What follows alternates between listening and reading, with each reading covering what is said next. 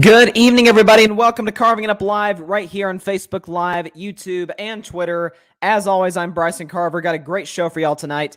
Going to react a little bit to last night's Thursday night game between the Denver Broncos and the Cleveland Browns. Going to talk a little bit about that as to why the Browns are actually in a pretty good spot after last night's win. Yeah, it's a home win over an inferior team. Yeah, you know, any win's good. I mean, I hear some people talk about bad wins. Those don't exist, man. It's the NFL. It looks like what you can get. But that was not only it was a good win for the Browns as far as, you know, their record, but in the long run, it's actually a really good win and really bad for a member of their team. I think you guys know who I'm talking about. Also going to talk a little bit about some breaking news. We talked about the John Gruden story when it broke 2 weeks ago today, and now we have a story that's awfully similar now from the NBA.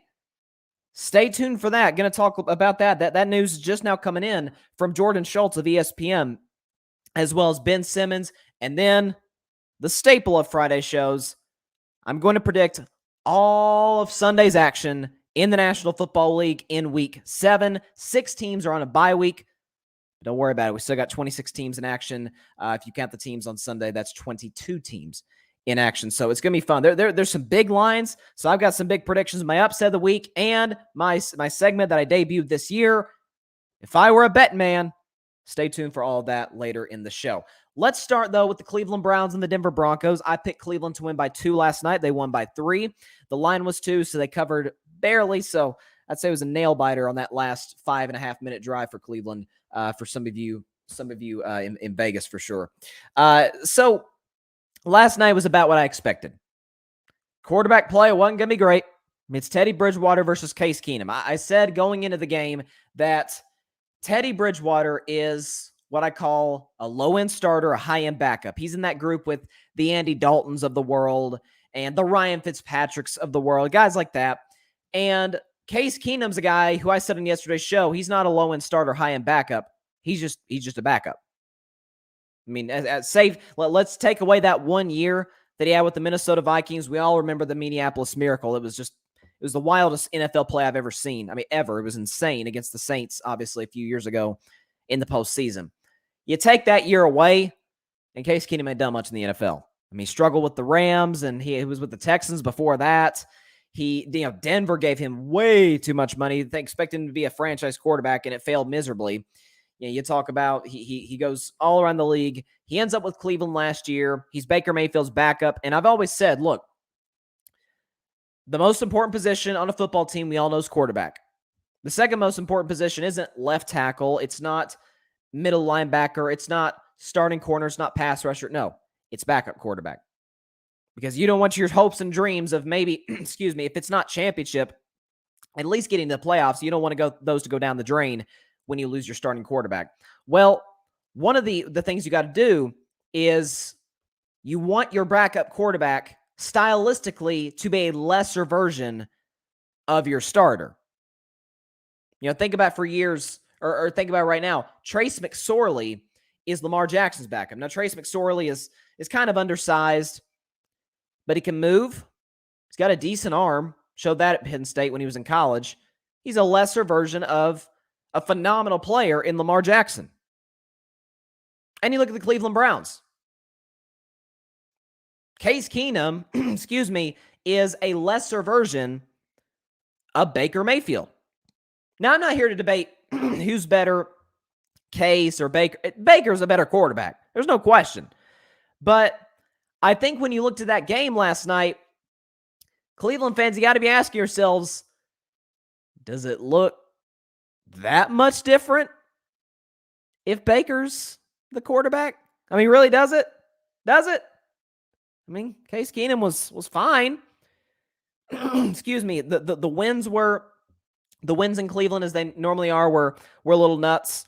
But 21 for 33, $199, touchdown, passer rating of 90, QBR a little under average, 46.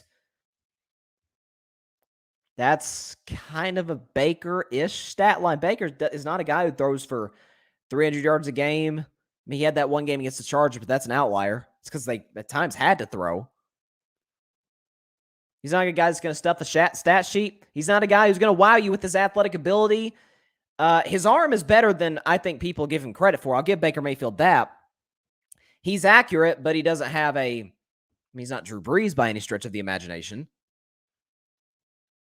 And so what last night is a great opportunity for the Cleveland Browns to look at moving forward about what we got to do at the future at the quarterback position in our organization. Because Cleveland has the head coach. Kevin Stefanski is the guy. I mean, he's the best coach the Browns have had since Bill Belichick in the 90s. You've got the offensive line. Those guys were just pushing Denver all over the field last night. That last drive, I mean, people are going nuts about it on Twitter saying, oh my God, Denver can't stop anybody. Like, part of it is Cleveland's offensive line is unbelievable. I mean, Dearness Johnson, who's Dearness Johnson? He helped me in fantasy, by the way. I picked him up at the waiver wire. Anyways, Dearness Johnson, 22 carries, $146, and a touchdown. So, look, I'm not saying like Nick Chubb and Kareem Hunt are like expendable. They're both obviously better players than Dearness Johnson. But it goes to show you put virtually any running back behind a great offensive line, and they'll be great. Look at DeMarco Murray.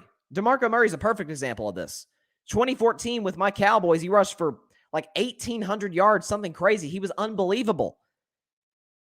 A year later, he leaves the Cowboys, goes to the Eagles, who didn't have a great offensive line at the time, and he was not even close to the same player. He went on to Tennessee after that. He was never even the slightest what he was that last year in Dallas. I mean, a year later, that Cowboys offensive line, their number one running back was Darren McFadden. Now, not to hate on Darren McFadden at Arkansas, but, you know, he got hurt a lot in the NFL. Dude rushed for 1,000 yards behind that Cowboys offensive line. Why? They had 3 Hall of Famers. Zach Martin, Tyron Smith, and arguably, you could argue, Travis Frederick. And so when I look at the Browns right now, we all know their identity offensively is running the football. We know that. We know that regardless of who the quarterback is, unless you have a superstar in there, which the Browns are not going to have this season, regardless if it's Baker or Case, Odell doesn't fit there. I mean, he doesn't. Odell's best years, we know this. His first 3 years in the NFL, he was unbelievable before injuries got him. Then he got traded to Cleveland, and it was never a good fit. We all know young quarterbacks with, Odell's not a diva receiver, but he wants the ball in his hands like any receiver does. Let's say young quarterbacks and superstar receivers, they don't always mesh.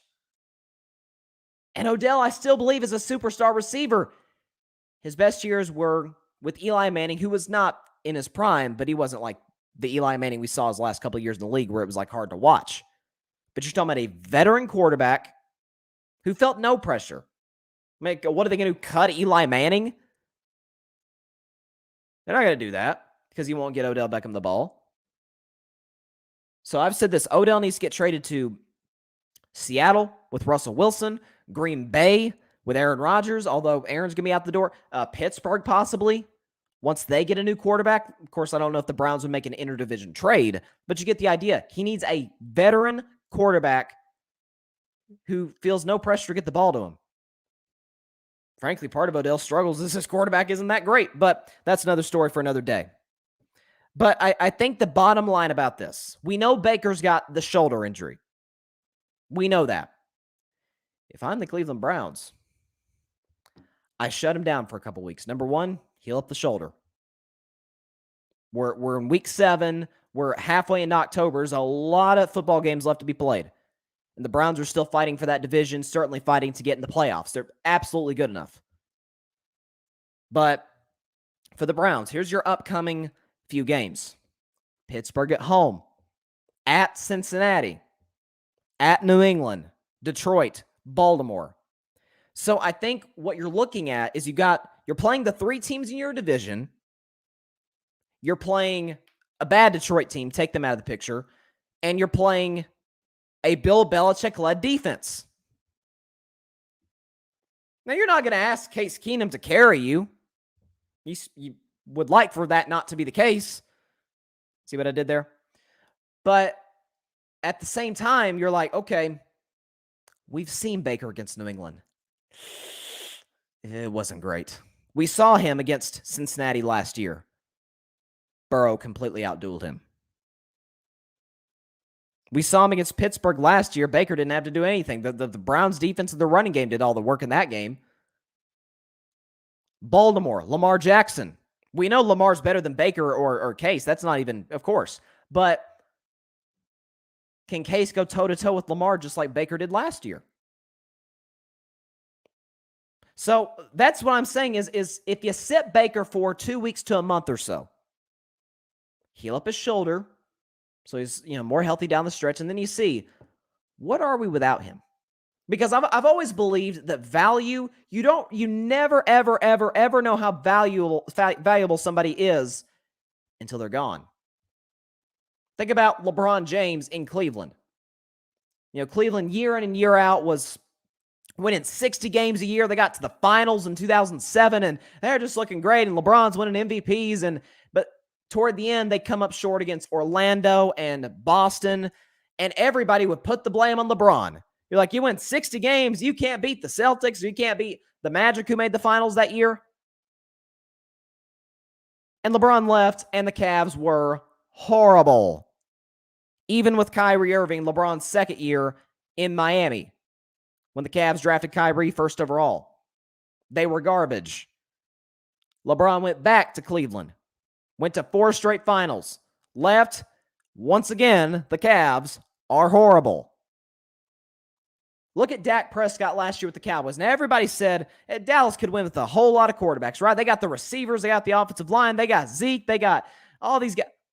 Well, Dak got hurt in week 5. You still have the receivers. For the majority of the season, you did at least have Zach Martin. Zeke was in that backfield for 15 of 16 games.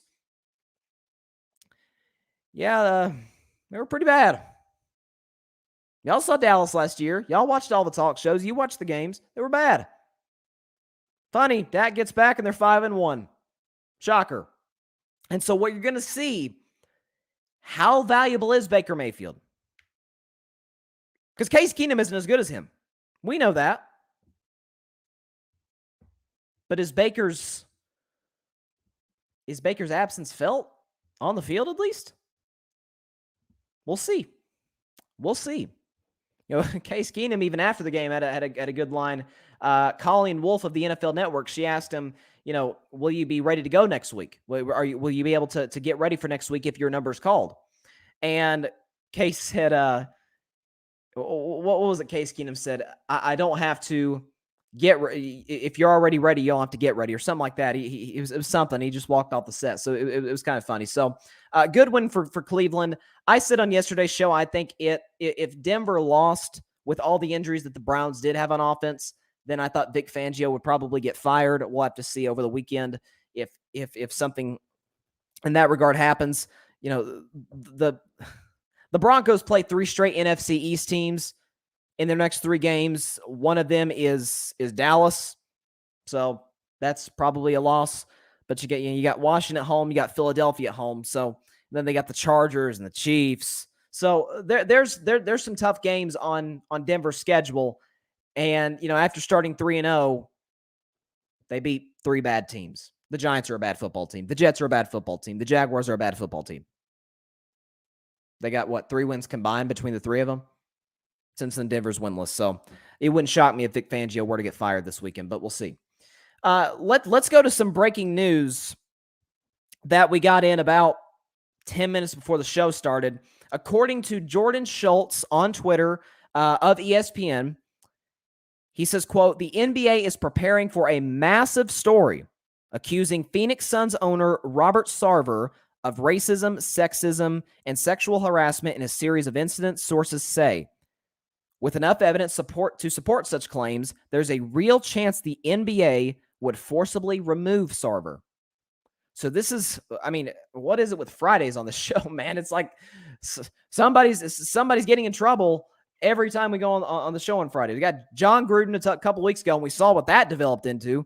My goodness, what we ended up finding out about that guy. And now the Suns owner is in some hot water with the National Basketball Association. Here's what we do know. Adam Silver, when the Donald Sterling, before the Donald Sterling tapes came out, we had just heard that he had been accused of racist behavior. Well, at the time, we're like, well, yeah, it's Donald Sterling. I mean, we've heard things he said in the past. I mean, this isn't exactly shocking. And then the tapes come out, and you're like, oh my goodness, this guy should not own an NBA team. And very swiftly, and really what was his first big move as the commissioner of the NBA, he'd only been commissioner for like 2 months or so, Adam Silver said, bam, he's out of here. He's got no business owning an NBA team. We're forcing him to sell the Clippers. And so NBA's done it before. And so we'll have to see again. I'll say the same thing today that I said a couple of Fridays ago when we didn't know a ton about the John Gruden scenario. Let's let the stuff play out. But it's very similar to John Gruden in that the NFL raced to condemn it, like very quickly. Like the NFL spokespeople were like, yeah, this is bad. And we didn't even know what it was yet. And so the NBA, I think, is trying to get ahead of the story, trying to make sure like, hey, he's probably going to be gone soon. And so this is going to be really interesting to see how it affects the Suns psychologically. Does it? Who knows? I mean, this is a team that just went to the NBA Finals in a pandemic season. We'll see. But, this is a Suns team I picked to be the number 1 seed in the Western Conference. I don't think they were a fluke last year. I think they got a great coach in Monty Williams, a well-put-together roster, the veteran Chris Paul, great young players like Devin Booker, DeAndre Ayton, and Mikal Bridges. So when I look at this, it's like, how does this affect the team? We'll see. It affected I don't know. How do you judge how it affected the Clippers in that playoffs? Because if I'm not mistaken, they lost their first game after Donald Sterling was forced to sell the team, if I'm not mistaken, because they were in a playoff series against my Golden State Warriors, a series which the Clippers went on to win. And then they would go on to lose to OKC in the second round. So, I mean, it depends. If you say positively, you could look at it from the perspective that they won that series. If you look at it negatively, you say, well, they underachieved and lost in the second round of the Thunder. But then you could say, well, it's the Clippers. That's kind of what they do. But we'll see what this develops into. But that's all we know right now. According to Jordan Schultz, the NBA is preparing for a massive story accusing the owner of the Suns, Robert Sarver, of racism, sexism, and sexual harassment in a series of incidents. And so there's a real chance the NBA could forcibly remove Mr. Sarver. So we shall see what happens. I would anticipate that as quickly as the information is going to start to come out, that this will be swift, and Adam Silver is probably going to...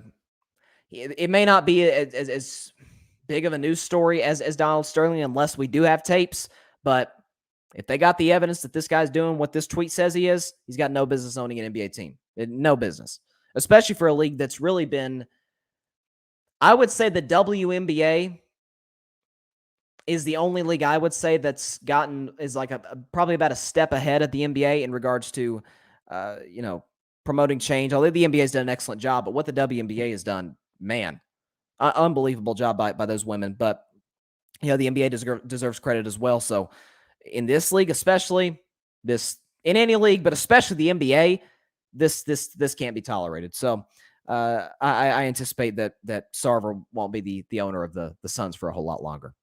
So Ben Simmons, seemed like we talked about him a little bit this offseason.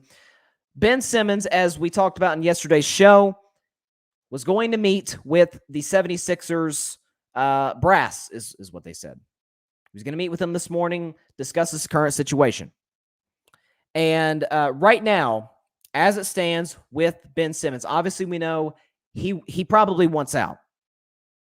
I mean, he held out of training camp completely. And now, according to Shams Charania, Simmons met separately with head coach Doc Rivers, medical staff, and teammates on Friday morning at the team's facility in Camden, New Jersey, and started a process that is expected to continue to keep him from making a season debut. And apparently, Simmons told the team that he's not mentally ready right now to play. And certainly, I guess I can understand that. Now, I've been pretty consistent about Ben Simmons that He deserves 95% of the blame. The only 5% blame I give to the 76ers is that they coddled him. It wasn't, oh, man, the Sixers treated him poorly. No, they coddled Ben Simmons. I read a scouting report from a guy at ESPN from 5 years ago when he was drafted, and boy, is it still similar today.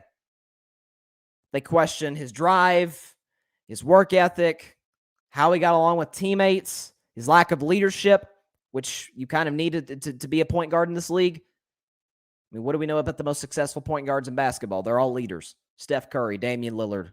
LeBron James is a point guard, guys. He's not a small forward. You talk about Chris Paul. I mean, they're all leaders. Not saying the only leaders are point guards, but most of the best point guards in this league and in NBA history were pretty good leaders. And so there was a lot to question about Ben Simmons, and most of those have not gotten better. And so the Sixers deserve blame for not addressing those problems. Just because, oh, well, he's talented. Well, there's been a lot of talented guys that have come into the NBA, and it's not panned out exactly the way those teams have wanted it to. So that stuff matters. But Simmons is not mentally ready. Here's what I think that is. He don't want to play a home game in Philadelphia.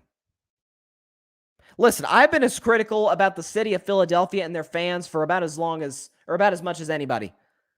Some of it's me being a Cowboys fan. Some of it's like, those fans are the worst, man.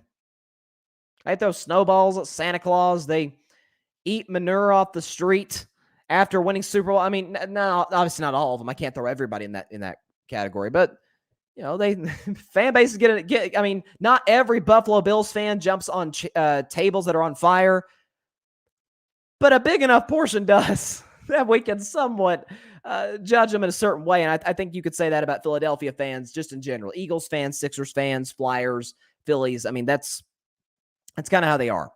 But as Jason Kelce, the center for the Philadelphia Eagles, said yesterday, he said, look, if you want to be beloved in this town, play better. That's it. Play better.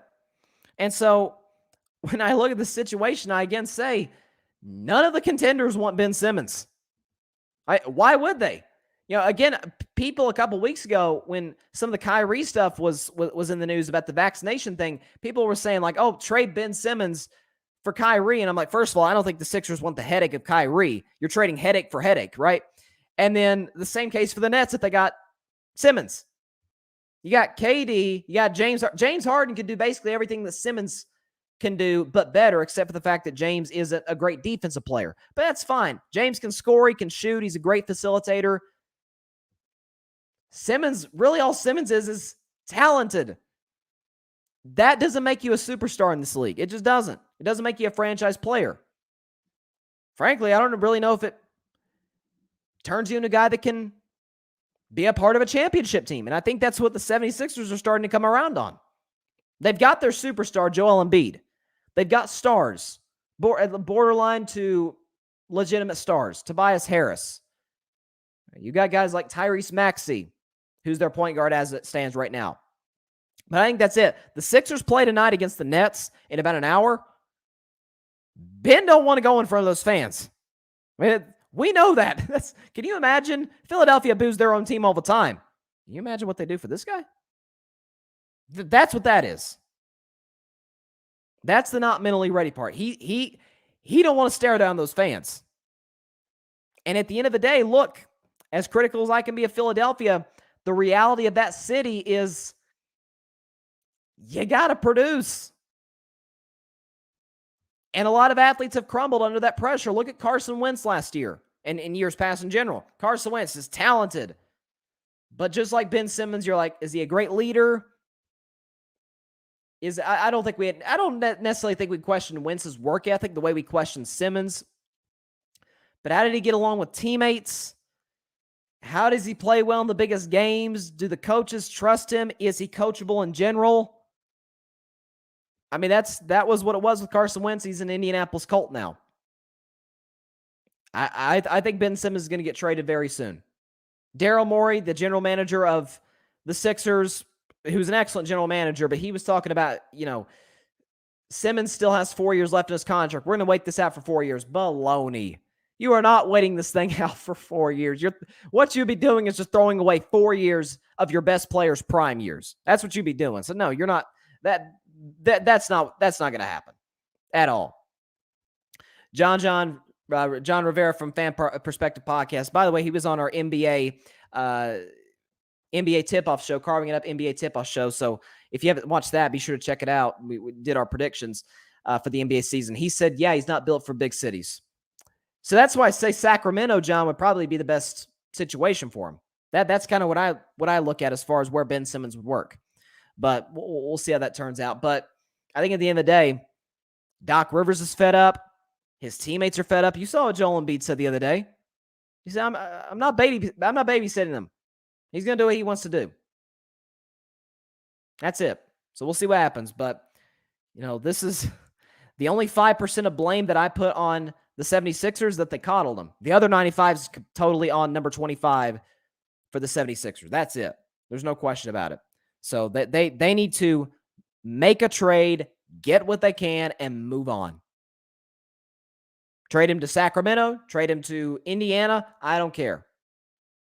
You're not going to get equal value for him. Get somebody or multiple somebodies that can help your team win, that fit with your team, and move on. All right. So, wow, that was a lot. Talking about the Browns and beating the Broncos, and why I think it's actually going to help the Browns in the long run with Baker being out. Obviously, we wish him a speedy recovery, as we would any athlete.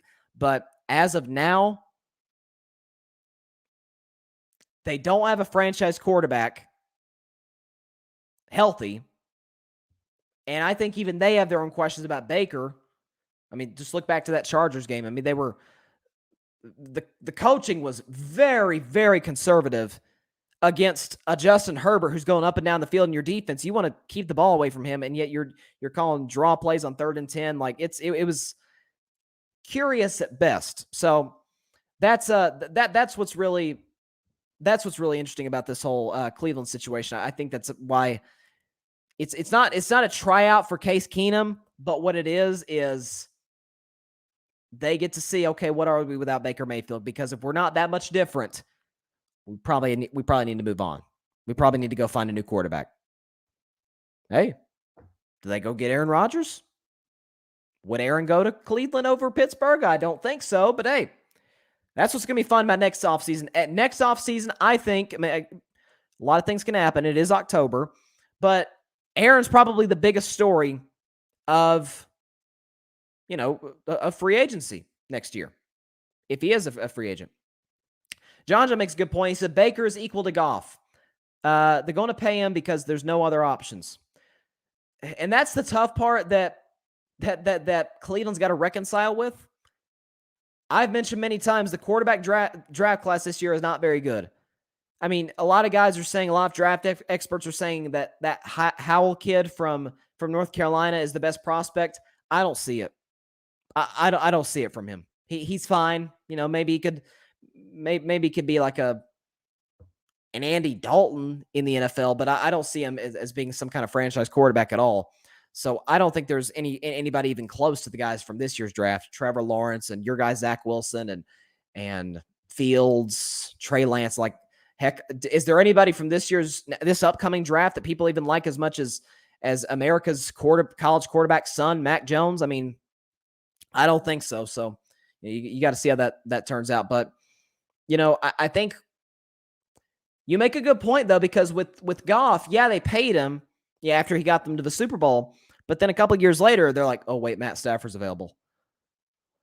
Okay, you know what it is, though? It's kind of like if you're in a relationship, and your relationship's kind of on shaky grounds, and there's someone else you're really interested with, and you're like, what do I do? And the Rams' relationship with Jared Goff was not good. It was on shaky ground, and they broke up, and now they got a new boo, and that's Matt Stafford. So far, so good for them. They're 5-1, and obviously I'll predict the Rams game as well as every other game right now. Week 7 NFL predictions. Before we get into that, let's let's just review how I did last week in week 6. I went 10-4 on my picks, only 14 games. 8 teams were were on a bye week. So, or I'm sorry, 4 teams. 4 teams were on a bye week. I'm sorry. But I went 10-4 last week. Feel pretty good about myself. 13-3 the week before that. So I'm on somewhat of a hot streak here. I'm feeling good about myself. And my overall record as it stands is 64-30. So just continue to build on that. So here we go. My week 7 NFL predictions begins with the Washington football team taking on the Green Bay Packers at Lambeau Field at 1 p.m. Eastern, 10 a.m. Pacific time on Fox. Now, again, all the times that I'll list are Eastern, obviously. So you got Washington coming in at 2-4. They played not great football. I mean, last week against the Kansas City defense that can't stop a nosebleed, they scored 13. I mean, they really, really, really struggled. You got a Green Bay team that's feeling really good about itself. It feels like that blowout, that embarrassing loss against the Saints happened months and months and months and months ago, when in all reality it happened a month and a half ago. And so they're playing good football. They're 5-0 right now in their last 5 games. Aaron Rodgers is playing well. We know now that he owns the Bears. Not that we didn't know that before, but as it stands right now, the Packers are favored -8. I'll go ahead and put up my prediction right now. I got the Green Bay Packers covering the spread fairly easily and winning this game 31-17. 31-17 Green Bay Packers. Because at the end of the day, do I expect a Washington football team that has been up and down this season, pretty darn inconsistent? That defense, I don't know what happened. I don't know what happened to that Washington football team defense, but they are really struggling right now. And I mean, they're toward the bottom in ranks around the NFL. So Taylor Heineke, he'll do all they can do. He'll make a few plays, but I think Green Bay wins this one at home easily. They go to 6-1 going into, by the way, can't wait for the Thursday night game 6 days from now. You got the Packers and the Cardinals. Let's not get too ahead of ourselves. That's week 8, but dang, that's a great game. So I got the Packers, though. We'll go into that game against Arizona 6-1 with a 31-17 win over the Washington football team. Now, let's go and bring it up right now. Early, my upset of the week. Upset of the week. I wish I had a buzzer right now or some kind of alarm system to go off. Maybe we'll have that next time. Who knows? But you got probably one of the best, if not the best game. It seems like the best games as of late have been in the 1 o'clock window instead of the big games on CBS or Fox or even on Sunday night or Monday Night Football. But this is about as intriguing a matchup as you could get. We got a rematch of the AFC Championship game from a couple of years ago. The Kansas City Chiefs taking on the Tennessee Titans in the Music City. And Kansas City's 3-3. Tennessee's 4-2. Derrick Henry is on a roll. He single-handedly kept me undefeated in fantasy football. Once again, thank you, Derrick. But the line as it stands right now, which this is stunning to me. Stunning. This line makes no sense. On the road, the Chiefs are favored -4. Make that 4.5. On the road, when their offense is up and down, when their defense can't stop anybody. Stop it with that, John. He says that this week's games aren't that good. We got some good games. The best games are early. And so my upset of the week, here we go. The Tennessee Titans are going to upset the Kansas City Chiefs. I don't even consider this much of an upset, to be honest. Now, Tennessee's defense struggled last week. Yeah, newsflash, most defenses struggle against Josh Allen because Josh Allen is a borderline top 5 quarterback. He's great. It took him slipping on 4th down for the Titans defense to finally get a stop. But you're telling me that this Chiefs defense, who can't stop anybody, that they can stop Derrick Henry? Yeah. Okay. I'll believe it when I see it. Titans win this game close. It will be a shootout.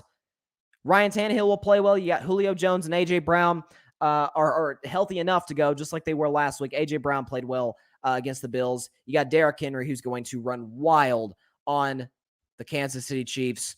John is KC. I got Tennessee. Titans win this game in my upset of the week, 35-34. Let's go to a game that's it's really hard to put your finger on. The Atlanta Falcons go to Miami to take on the Dolphins. Now, you got an Atlanta team that is right now, as it stands, 2-3, coming off of a bye. You've got the Miami Dolphins, who started 1-0. One could argue they probably shouldn't have won that game against New England.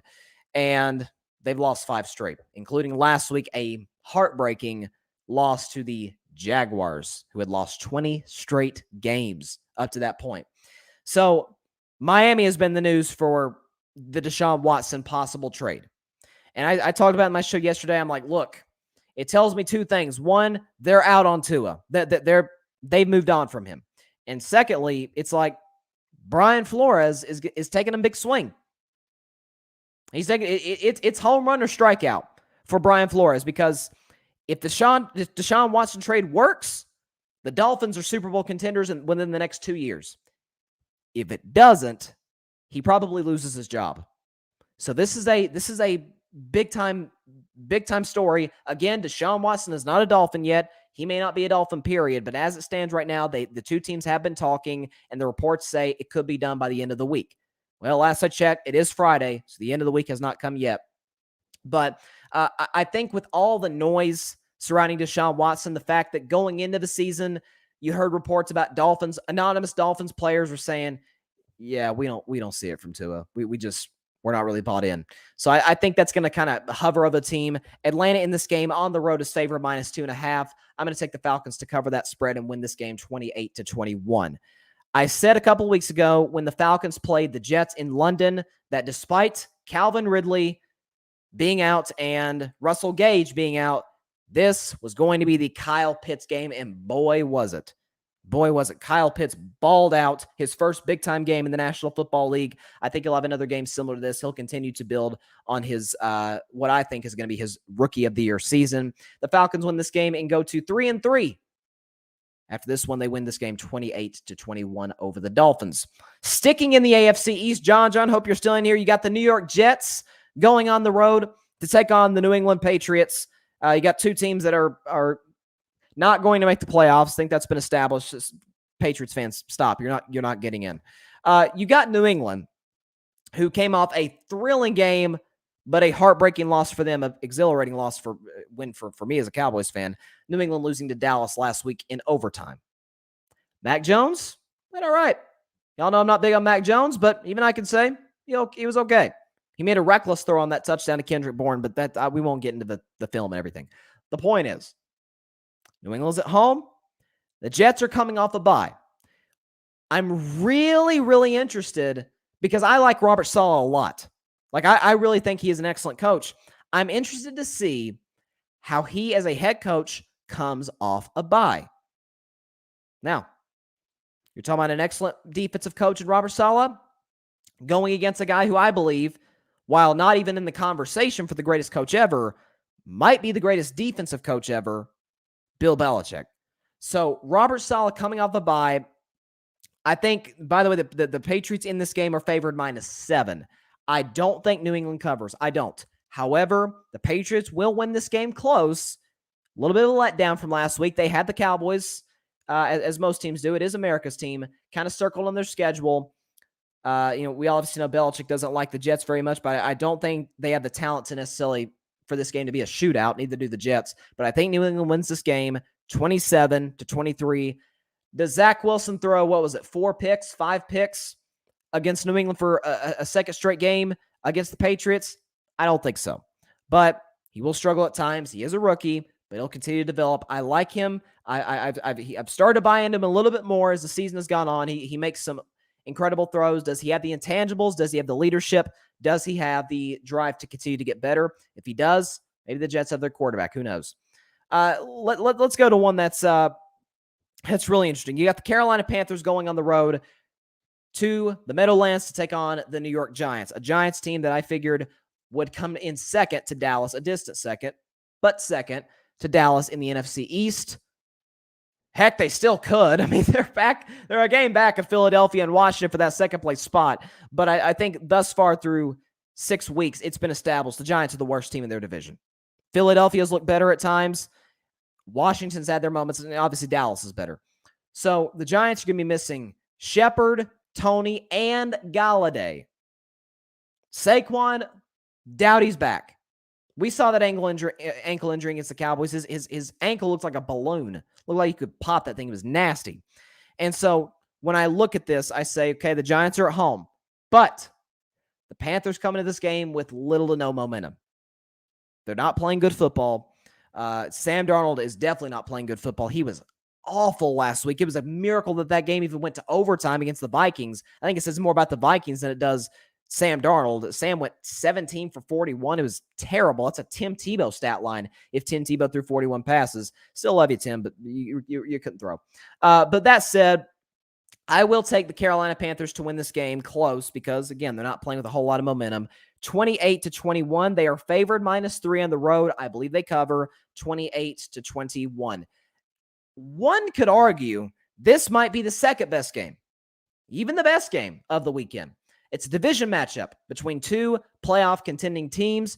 You got the Cincinnati Bengals, who have surprised a lot of people, including myself, and the Baltimore Ravens, who have been absolutely balling this year, particularly Lamar Jackson. Now, the Ravens are favored -6.5. Ravens are favored -6.5 in this game. When I look at this, Cincinnati, Joe Burrow is going to come in, and he's still throwing. He's still dealing with that throat contusion. So I think that they've got this program where he's saying only so many words a day. He's speaking so much a day. So, to try and heal that thing up. I mean, I can't remember the last time I ever heard anybody get a throat contusion, especially a quarterback. The other quarterback injury that I never heard of up to that point, and frankly, I haven't heard of until now, was Andrew Luck with the lacerated kidney 6 years ago. I can't imagine how painful that was. But I'd say his vocal cords, Joe Burrow's vocal cords, aren't doing a whole lot better. So you're going on the road, hostile environment in Baltimore, but Joe Burrow this year, hey, can't say enough about him. He's been amazing. Jamar Chase, after his, I guess he got the vaccine for the bad case of the drops because, man, he has not been dropping anything this season. He's been a great deep threat. Look, I said the Bengals should have selected an offensive lineman, and I still think they need to address the offensive line in free agency and the draft. And yes, I do my research. But when I look at this team, this is Baltimore. This is Lamar Jackson. One could argue he's the front runner for MVP. He's certainly in the MVP discussion. One could argue he's leading it. And so with that said, I don't think the Ravens cover. This is a division matchup. Anytime these teams have been somewhat equally matched, these games have been close. But I will take the Ravens to win this game 34-31. I think will be a great showing of two fantastic young quarterbacks, Joe Burrow, Lamar Jackson. I think both will play excellent. I think Lamar will make a few more plays than Joe Burrow does. And so I will take the Ravens to win this game 34-31. Going into the late afternoon games, the late afternoon slate, which, look, we keep it real and carving it up. It ain't great. But you got the Philadelphia Eagles going on the road to take on the Las Vegas Raiders. Vegas is favored -3 in this game, which doesn't make a whole lot of sense to me. And they're coming off a road win where they walloped Denver. I know it's Denver, but Mile High isn't an easy place to play, even though the Raiders are somewhat used to it playing in that division. But Philadelphia, Jalen Hurts, I mean, I have my doubts. I've made that pretty clear on the show. But Derek Carr's been playing well. I think the Raiders do cover the line, and they do cover the spread. They win this game 31-21. Look, their offense looked outstanding against a pretty good Broncos defense. And this Eagles defense, I don't think is as good as Denver's. Raiders are at home. It's their first home game, by the way, since the whole John Gruden thing happened.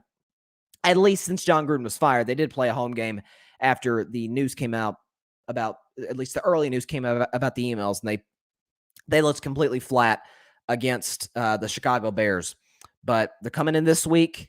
Last week, they played inspired by the controversy. They were either going to crush Denver or get crushed by Denver, and they crushed Denver. I think they will not crush Philadelphia, but they'll take care of business and win this game 31-21. All right, so here we go. We got a revenge game of sorts. The Detroit Lions going to Inglewood, California, SoFi Stadium, the most beautiful stadium in all the world, to take on the Los Angeles Rams. Now, this is Jared Goff coming back to LA. How will the fans receive him? Who knows? I would be sort of indifferent. I mean, I wouldn't have any hard. I mean, if I were a Rams fan, I don't think I'd have any hard feelings towards Jared Goff. I mean, look, he got us to a Super Bowl. He just kind of hit a ceiling.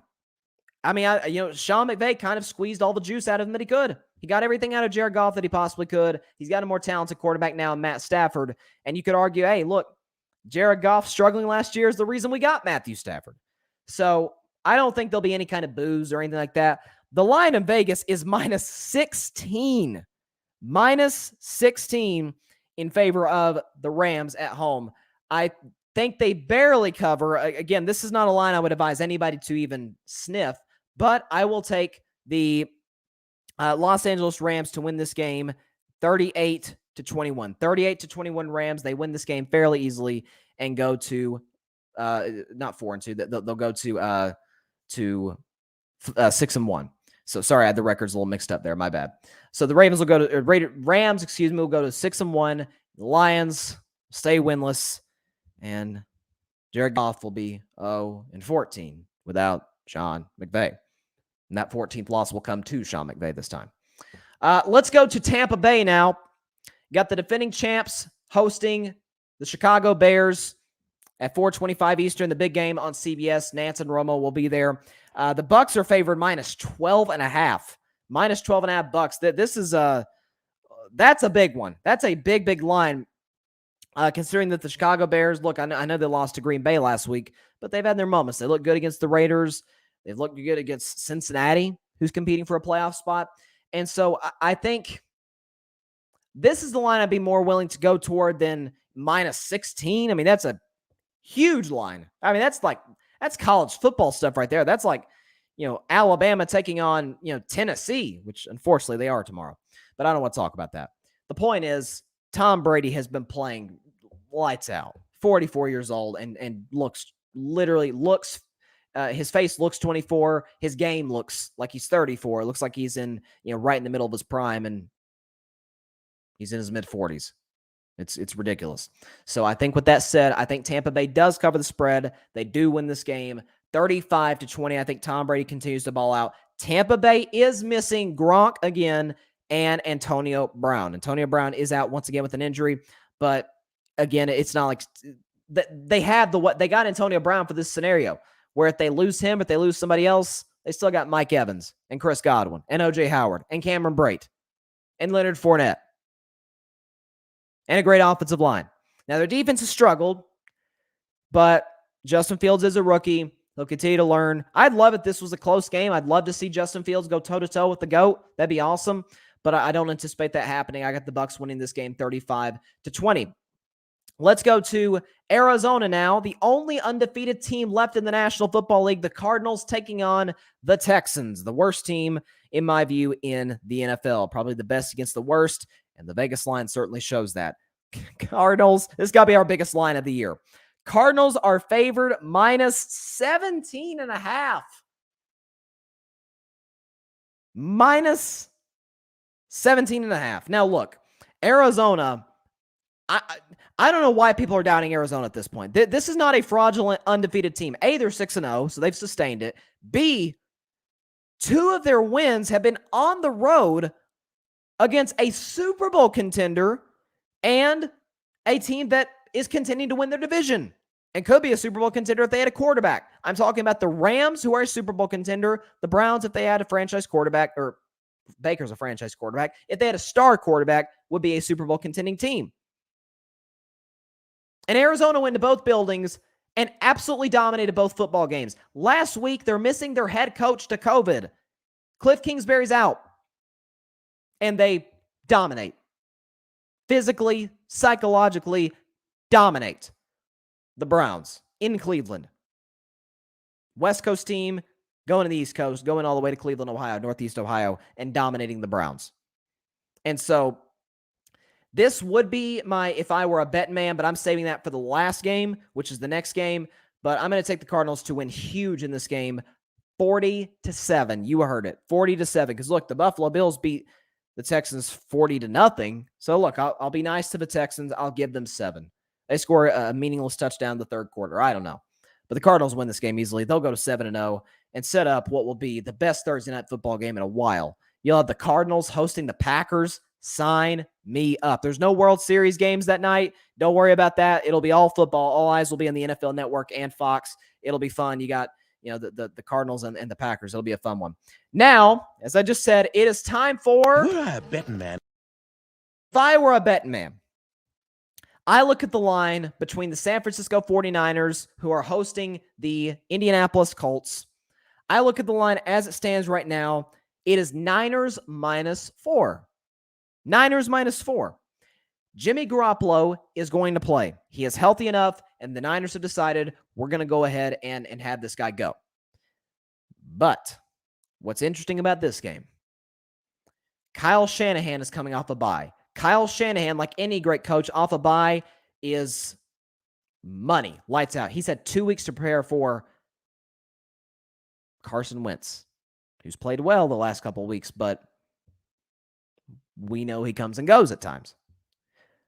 On the road, you're telling me Indianapolis can compete with a Niners team that's, look, they're juiced up, they're ready to go. They want to prove that they may still be a legit Super Bowl contender. I don't think they are. They've got the roster, maybe. I don't think Trey Lance is quite ready yet. I think he will be their franchise quarterback, and a great one at that, but he's a rookie. He's not ready. Jimmy Garoppolo is not a great quarterback, but hey, he took him to the Super Bowl a couple years ago. So with that said, I think the Niners cover this line easily, and they win this game 37-24. San Francisco beats Indianapolis 37-24. I think both teams are capable of running the ball on one another. The 49ers do have Trey Sermon, who is a great player at Ohio State. They do have talented running backs, and they've got an excellent offensive line with their left tackle, Trent Williams, who's as good as they come. But I think the 49ers win this one easily. I really do. They win this one 37-24. They cover the line. If I were a betting man, I would bet Niners -4. So there we go. Week 7 got some good games. I mean, it's not week 1, obviously, but next week there's some even better games. So hang tight. The Monday Nighter isn't bad. So I'm going to predict that one on Monday's show, obviously. Going to react to some of the games that will be played on Sunday. And I will see y'all. I got my Red Sox hat on for those that are listening on the podcast. Red Sox, Astros tonight. Sox down 3-2. You heard it here first. Red Sox coming back from 3-2 down on the Houston Astros. I said yesterday, Dodgers are coming back from 3-1 down on the Braves. They won last night. They've closed their gap to 3-2. And I think when we come back on Monday, we'll have a World Series. Hopefully I can get my man Alfred Parsard Jr. Shout out to him for the Metropolitan Report. Hopefully I can get him on Monday to preview the World Series, because we will have one by then. And I believe it will be the Boston Red Sox, my Boston Red Sox, taking on the defending World Series champion Los Angeles Dodgers. So can't wait for that. It's going to be a fun weekend of sports. Got some great college football games. It's going to be a great weekend for sports. So have a great weekend, everybody. Continue to stay safe. God bless you all.